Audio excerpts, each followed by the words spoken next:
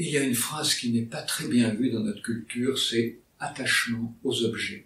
Alors, pourtant, nous sommes tous attachés à certains objets. Nous avons tous sur les étagères des bibelots auxquels nous sommes attachés. Nous avons tous dans nos armoires des vêtements, des chaussures, peut-être même usagés, auxquels nous sommes attachés, des meubles dont nous n'arrivons pas à nous débarrasser, bien qu'ils soient usagés. Alors, qu'est-ce que ça veut dire? Ça veut dire que, d'abord, nous pouvons nous attacher à un objet pour les services qu'il nous a rendus, nous a accompagnés dans un moment de notre vie. Voilà, si j'ai un couteau qui m'a rendu dans mon adolescence de grands services, j'y suis attaché. Je le préfère à un autre, voilà.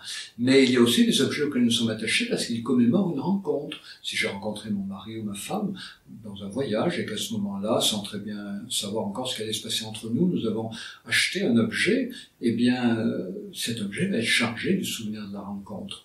Donc nous sommes tous attachés à certains objets, et je dirais même que c'est important de le reconnaître. Il ne faut pas se débarrasser trop vite d'objets auxquels nous sommes attachés en nous disant c'est pas bien d'être attaché à un objet, hop, je m'en débarrasse. Nous risquons de regretter beaucoup. Il faut faire un vrai travail de détachement intérieur avant de se séparer d'un objet.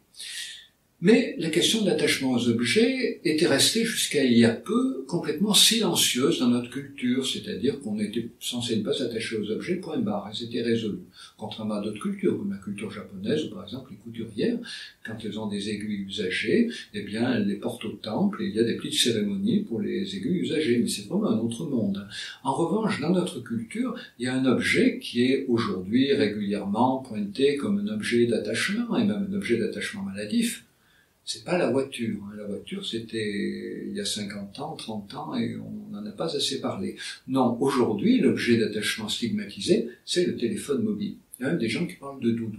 Alors là, je m'énerve parce que un doudou, c'est quelque chose de bien particulier. Un doudou, c'est un objet dans lequel l'enfant, bon, un adulte si vous voulez, mais enfin fondamentalement l'enfant, dépose des parties de lui-même, et ces parties de lui-même qu'il y dépose, il peut les retrouver.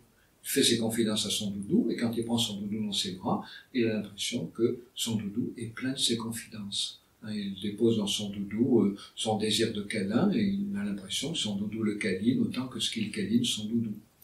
Donc le doudou, c'est un objet qui est capable de nous restituer ce que nous y mettons. Il est à la fois extérieur à nous, mais en même temps, il fait partie de nous, par ce que nous y déposons de nous-mêmes.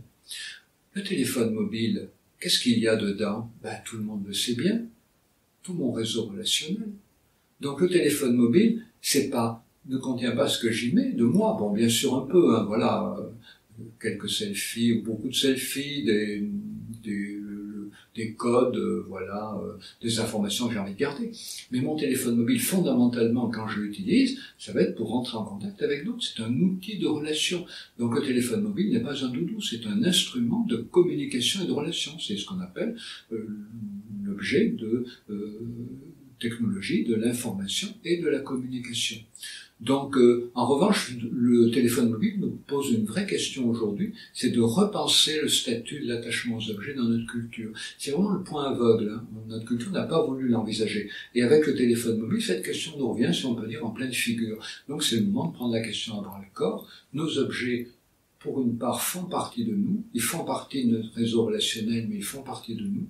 Et il faut apprendre maintenant à vivre avec nos objets qui nous sont chers, et si nous reconnaissons que certains objets nous sont chers, je pense que nous allons en changer moins souvent. C'est-à-dire que si notre culture a voulu nous faire oublier notre attachement aux objets, c'était aussi parce que le système capitaliste nous envisageait constamment en changer. Ne restez pas attachés à votre vieux canapé, achetez-en un neuf. Ne restez pas attachés à votre vieille voiture, regardez, achetez-en une neuve. Et les gens étaient donc constamment invités à ignorer leur attachement aux objets pour faire fonctionner de manière toujours plus frénétique la machine à consommer. Mais à partir du moment où nous reconnaissons notre attachement à des objets, ce que nous allons demander, c'est peut-être que ces objets puissent être réparés, qu'ils puissent être perfectionnés, qu'ils puissent être remis à jour, sans forcément engager chaque fois, leur renouvellement. Vous voyez, parce que dans tous les objets, il y a une partie qui reste efficace et une partie qui peut être importante de changer. Si les deux étaient bien distingués, notre attachement aux objets serait tout à fait bien concilié avec le progrès technologique. Mais aujourd'hui, le progrès technologique consiste à fabriquer des objets totalement nouveaux, ce qu'on nous dit, dans lesquels il y a 50 ou 80% des technologies précédentes, mais à nous les présenter comme neufs, pour en changer. Alors, reconnaître notre attachement aux objets, vous voyez, c'est pas un truc vieillot, hein, c'est peut-être au contraire le moyen pour faire en sorte que petit à petit nous imposions aux constructeurs de pouvoir renouveler, remettre à jour nos objets anciens. Nous garderons ces objets en sachant que une partie d'eux est transformée, mais en tout cas ainsi nous contribuerons à une forme d'économie moins dispendieuse, hein, et moins ravageuse pour la planète.